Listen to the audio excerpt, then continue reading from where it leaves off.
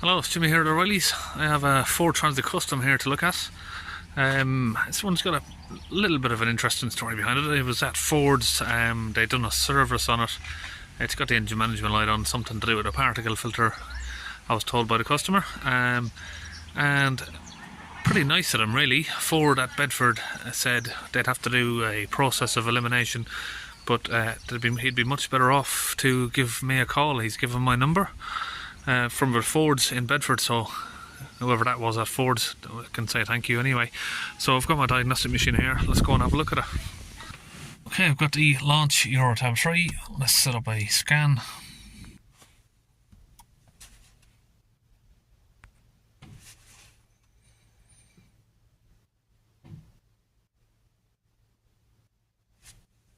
Let's go to PCM.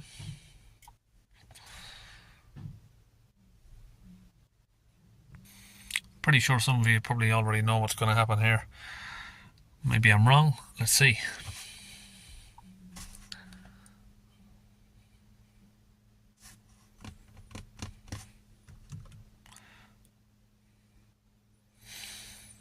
We have a glow plug, 1 and 2 cylinder circuit, particle filter restriction, invalid data from the braking system. Now, it's been at Ford, so I don't know if they've been clearing fault codes or not. It's been in, they've done a service, he's told me, because it had the service now message on there. That's what he brought it in for. So we haven't got a code which I was expecting to see, which was a DPF temperature too low. Glow plug circuits, I had a bit of a sort of debate about that at a point with a few people. Does the glow plugs affect the DPF on these? Now, I've done a few tests myself and I have come to the conclusion that they don't affect the DPF, not during its regen because it uses the vaporizer. But I do think that leaving these ongoing, I do think they do affect the vaporizer, because you're not getting cleanly burnt fuel, which then causes extra soot, and that blocks the vaporizer, is what my opinion is on that. So there's no really valid reason here why the DPF's blocked. Oh, forgot to mention, after coming from Ford, he did have a friend of his at a garage look at it as well, and he was messing around with it, and he put some additives in the tank and told him to take it for a long drive, 100 miles, which he done, and that didn't work. So we're going to test the vaporizer. I'm pretty sure that maybe that's been, code was there, but maybe it was cleared.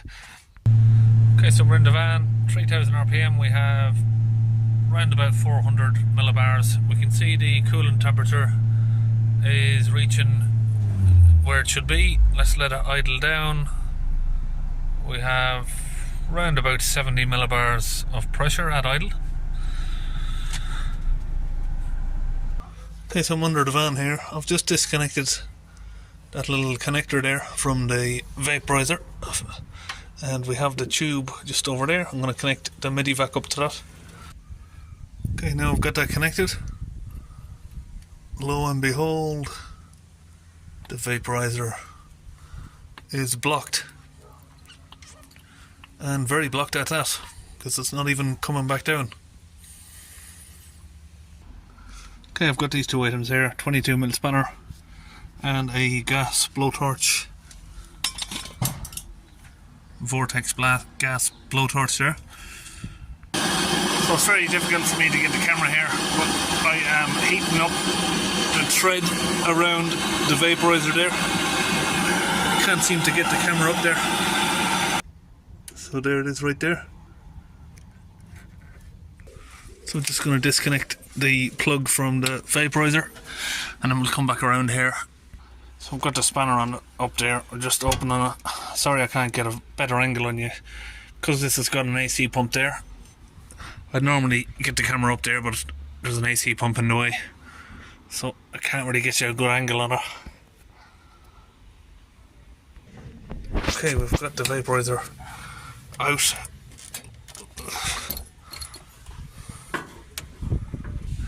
Yeah, look at that. She is blocked solid. It looks like it's almost looks like it's blocked with steel. It even looks metallic.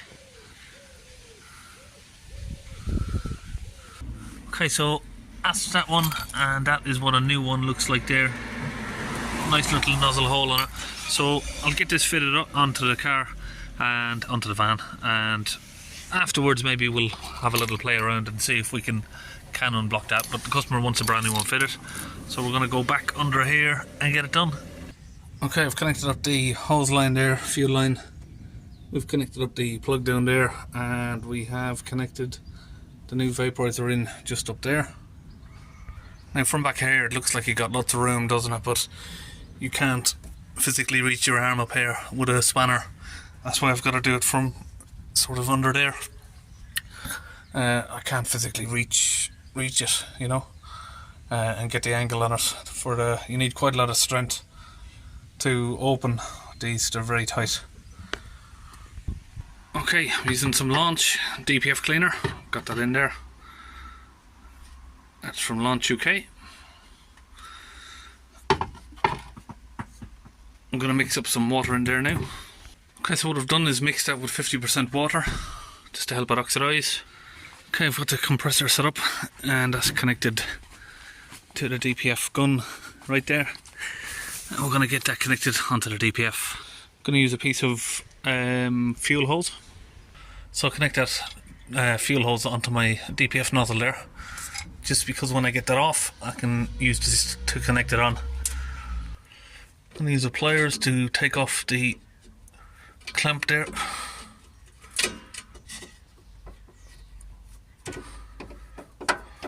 We'll try and give the hose a twist. They're usually too tight, so I use a little pick here, get that under the lip of the tube. Try and get you a bit closer there so you can see what I'm doing. Get that under the lip there and run it all the way around.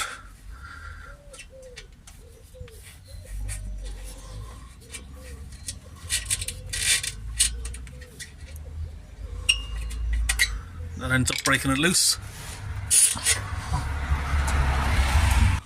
Connect on the hose now to the DPF gun.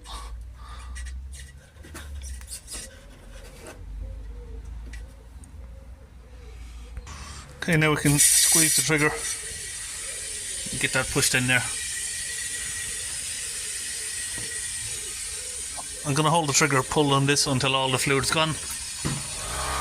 Get that DPF full right up with this fluid, and it should start squeezing its way through out the other side here. Okay, we're all out of fluid. I'm going to leave that a minute. I don't want it to, if I pull that off now, the fluid's going to burst out everywhere. So we'll just let it settle for a minute. Put the clamp back on.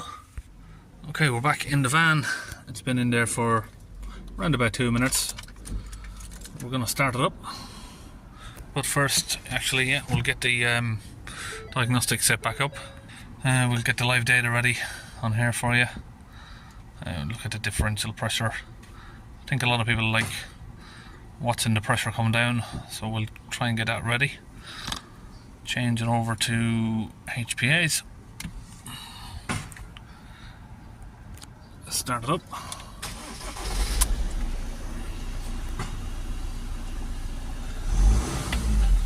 Hold the revs up. High as it'll go there.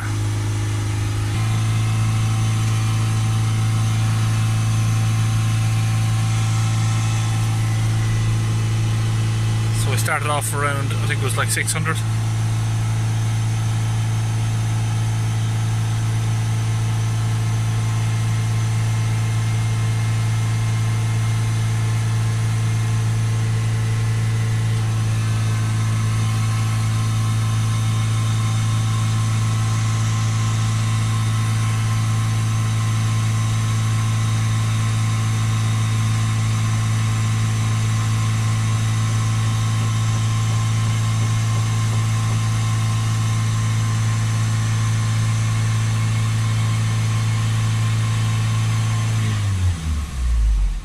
See where we're idling at, 44.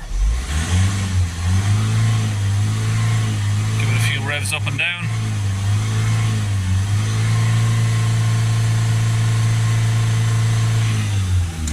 So we might need to get it out of limp mode just to get a bit more force on it. So we'll come back from here. Let's turn the engine off for a minute. I'm going to go to special functions, powertrain control modules, reset the particle filter, learn values, key on, engine off.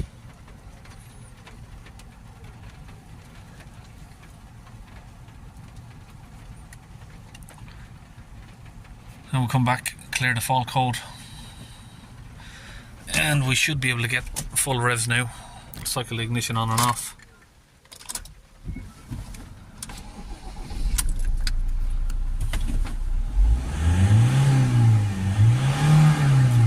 That's going to push a lot more force through the DPF to push it out.